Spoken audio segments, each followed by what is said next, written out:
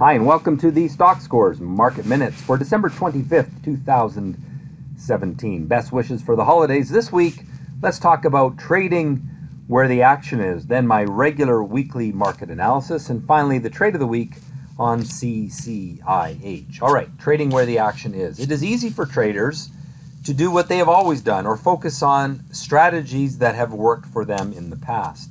It's important to recognize, however, that the market is always evolving, and therefore traders have to evolve with it. You need to trade where there is action. It might be that oil and gas stocks are a hot sector of the market, and you trade them, and then once that is over, you need to look for the next hot market, and maybe it's in biotech, or maybe it's in shorting microcap stocks that run up too quickly.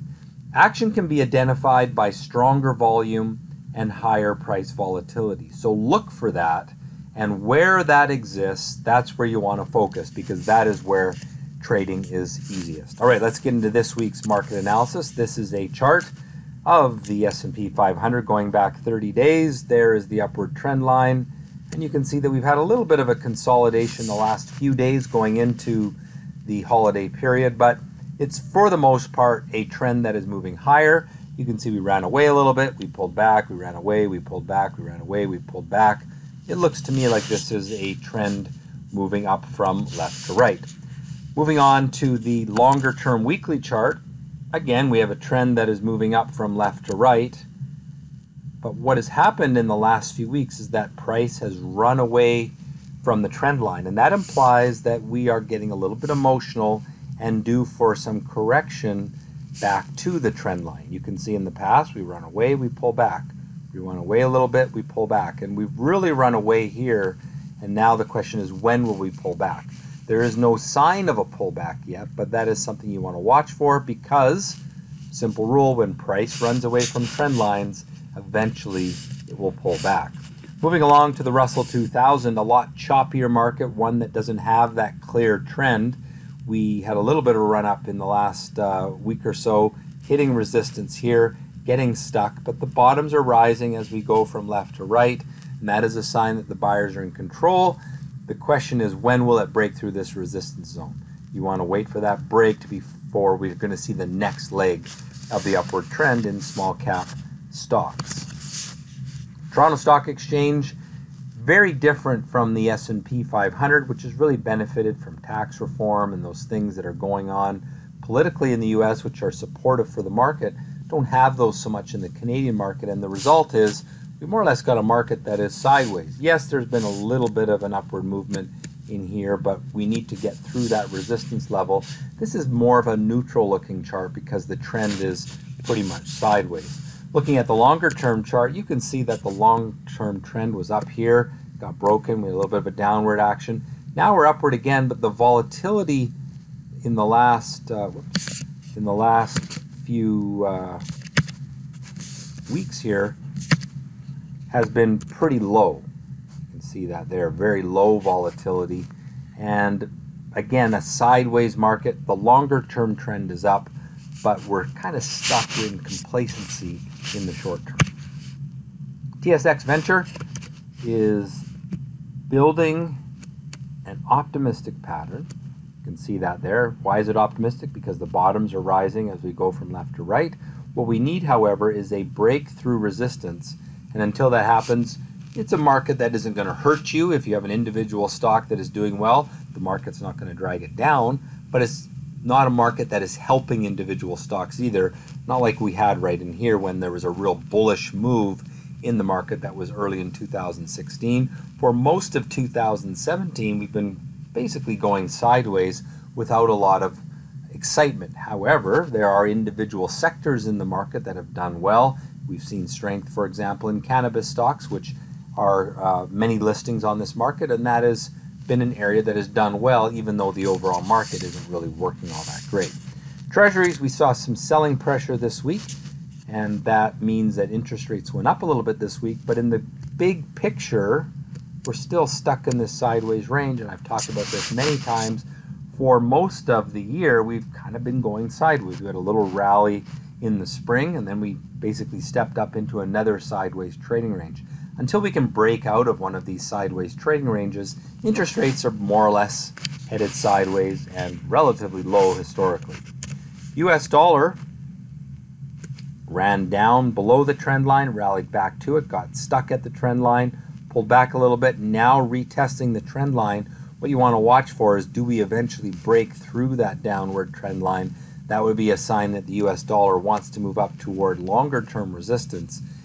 I like the fact that we've got these rising bottoms building, but until we break through that resistance level, don't get too bullish, but optimism is starting to build slowly in the US dollar. The gold chart, it's been basically a chart where we've just had sideways building action. We've had volatility diminishing over time. You can see that the range of trading in gold is getting less and less, and that's a market that is compressing in volatility. That implies that the market is basically agreeing about what gold is worth. It's a hard market to trade when volatility is diminishing. You want to trade markets that are breaking through resistance like happened here. That led to a nice run higher. What we're now seeing is this market is stuck in this sideways trending range, and until we can break out of it one way or the other, I would say stay clear of gold and gold stocks. Oil has also been in a sideways range for a very long time. There you can see the resistance level. We have rallied up to it over the last few months. Volatility has gotten very narrow there underneath resistance, and that is usually a sign that a breakout is coming, but don't get optimistic until the breakout happens. So I think this could be a story early in 2018. We get a breakthrough resistance for oil, and it finally breaks from this 2-year sideways trading range, but it hasn't happened yet. So something to watch for, but don't bank on it until you get that breakout. Finally, the fear chart. You can see that there's been little brief spikes in fear. Even had one more recently, but generally speaking, this is a downward trending market. Now keep in mind that this is a chart of the VIX, which is based, or the VXX ETF, which is based on the VIX short-term futures. If you actually looked at a chart of the VIX itself, you would see that it's more or less sideways with little spikes like this. You have one there, another one there, but it more or less is at sideways trading at its lows right now. The reason the chart of the VXX goes down over time is because it suffers from time value decay. Futures lose their value over time. This ETF is based on the futures market for the S&P 500 short-term index futures. And so what happens is, because those futures lose value over time, the managers of this ETF have to constantly be rolling into the next futures, the next expiration. I don't know if it's every month or every 3 months. And so what happens then is that this thing basically loses value over time unless there's actually an upward trend in volatility. There has been no upward trend in volatility. Volatility has been pretty much sideways at historic lows with short little brief spikes, which correspond to short little brief spikes in the ETF.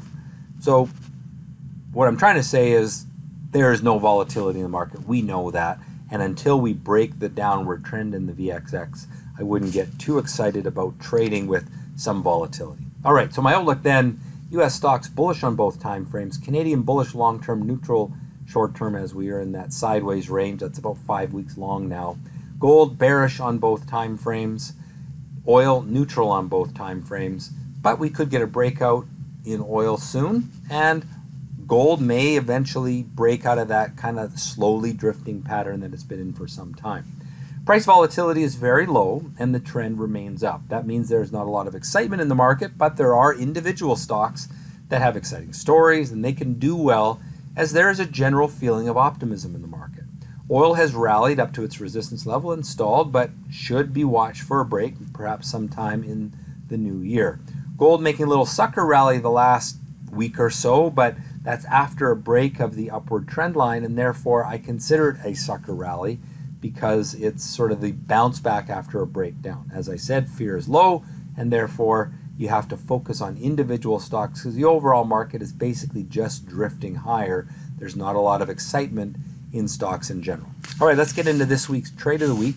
And this is a swing trade that I entered as a feature in my Trade Scores Alerts daily newsletter. It was either here or here that I entered. I don't recall exactly. It was 54 days ago. And at the time, it was showing some abnormal action, breaking downward trend lines, a lot of the things that I looked for. And it went sideways for 2.5 months. Now, the important thing to understand is that although it went sideways, it never broke down through support. There was your support zone. It never broke that. In other words, the excitement that caused this breakout back in here was still valid. And it was kind of boring to watch for a couple of months, perhaps even painful to sit in a trade that wasn't doing anything. But then one day last week, it came alive with excitement and made a huge jump, moving from $1 to $3 in one day. Well, that action here was all sort of telegraphed by the abnormal activity that happened 2.5 months prior. And that is the lesson, is that sometimes it takes time for trade to develop. This one took 2.5 months. They don't always take that long, but that is something to keep in mind when you're sitting in a stock that's trending sideways. As long as it's above support after an initial buy signal, it remains a valid trade. All right, well, I hope that that has been a helpful Market Minutes for the week. Hit that subscribe button, hit the like if you enjoyed the video, leave a comment if you have something to say about my commentary this week. Have a great holiday season. I'll be back in the new year, and trade well.